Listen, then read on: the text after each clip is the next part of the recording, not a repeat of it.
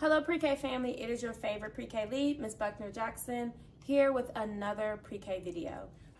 Hey Pre-K family, it is your favorite Pre-K lead, Ms. Buckner Jackson, here with another learning video, guys. So today we're going to go on and continue our conversation. Maybe we hadn't had it in a while, but we're going to continue our conversation on learning centers. Learning centers are important not just because you don't have access to maybe the technology or maybe to a printer, but they're also good because kids learn better when they are doing things hand in hand, and they're manipulating things. So this is not just about not having online learning, but this is about having a variety of learning that we know helps students become the best student possible. So today we're going to be doing a center with numbers. And I'm going to show you how to create that using my favorite couple of things that you see in almost every Learning Center video, which is copy paper, because you can get this cheap and get a lot of sheets, and it goes a long way. Markers.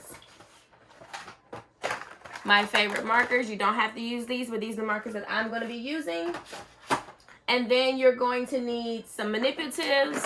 I have some Lego, some blocks, some Cheerios, some beans, and cotton balls. So you don't need all of those manipulatives.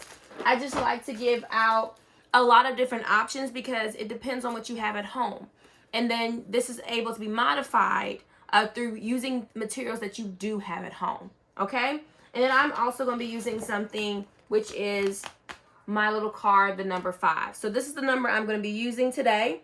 And we have 5 up here, and we're also counting 5. 1, 2, 3, 4, 5. So let's get to the Learning Center creation. All right, so we have our copy paper. We're going to go back to my favorite thing that I've showed you before, and that's that 4 square box. We're going to take our marker and we're going to create a 4 square box.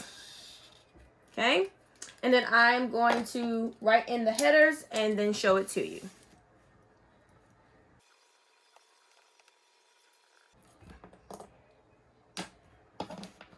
All right, so here we go. We have number of the week, trace, draw the number, and count it out. All right, so the first thing we're going to do is the number of the week. Now, I'm going to use 5. So I am going to write a number 5. Then I am going to do the same thing. I am going to do my little hashtags, and I am going to draw a number 5 using little hashes. That's pretty much all I'm going to have to do as the adult over the activity. So you have the number 5. You do little hash marks, little dots to order to create a number 5 that they can trace. And then you leave these 2 blank. So now let me show you what you're going to be doing. So the first one is going to be where you're going to do your manipulatives. And you're going to glue down. And you're going to trace or build, not trace, really build the number 5 using whatever resources that you want to use. So right there, I'm doing Cheerios, and I'm basically creating a number 5. Okay, now it's going to look just a tinkle bit weird. I may have to kind of get that box going better so that I can really see that 5. I'm going to move that Cheerio out the way because it kind of messes up my 5. Here we go. Okay, I'm going to do that. Then next thing I'm going to do, I'm going to get my, the child's going to get their crayon or something. Oh, and I just broke mine. So don't be like me and be heavy-handed. Be gentle. I'm not going to get another crayon because there's a secret I want to tell you. Broken crayons still color. You don't have to have another crayon. I'm going to use this crayon. And I'm going to trace it. Yes. The next thing I'm going to do, this is when I'm going to write it independently. Okay? This is when your scholar is going to write it independently with their crayon. And then the next thing here in this last one, I'm going to switch over. I'm not going to use a Cheerio. Today I'm going to use blocks. You can do this with Legos. They are going to have to count and put 5 things in this box. 1, 2,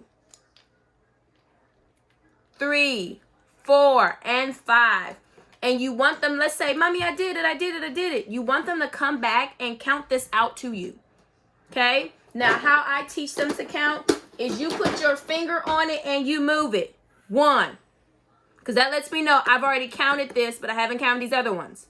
2, 3. What do I have else to count? Well, I have these right here. 4, and 5, okay? So you want them to move it when you are counting to make sure they remember which ones that they do. And it's also, again, help with that mind connection learning process, okay? So that is that center. I'm going to clean up real quick. So I'm all nice and clean. Now, again, if you do have access to copy, I would copy it like I did. I made some copies of it. That way, my student could do it more than one day without me having to trace it or do it each and every time. Now, if you don't have access to print, well, you will have to do it multiple times if you want them to do it on a daily basis. But this is a way that they can learn their numbers, manipulate things, and it's more of a hands-on activity, which is best for learning, especially with the lower grades. All right, class, this has been, or class, or students, or whoever you are on the other side of YouTube land. This has been our online manipulative center that you can create at home. Remember, this can be used with each and every number that we do. This is going to be an activity that you can use for a grade, to be able to upload and send it to me if you're in my class, to be able to get credit. If you don't have access to be able to print the materials that I've already uploaded, but let's just say you have access to print, but you just want to give your students something else to do. Or maybe you're not even in my class, but you saw the video and you think that it's something that your child could be able to do. This is a very simple and easy project. Again, I would make a copy of this if I can, so that I can have more copies of it. I have to rewrite it every single time. I would scan in the computer. Maybe you want to send this later. Maybe you have another relative who's needing help, and this would be great for them to do. So I would make a copy of it, and then send it off to somebody to be able to help them out. Because again, the process that we're going through right now is that we cannot go in a traditional classroom, but that does not mean that learning stops. Learning happens anywhere that you are. All right, so it is Miss Jackson with another pre-K video. I hope that you learned something, and I hope to see you soon. Until then, it's your favorite pre-K lead signing off. Bye.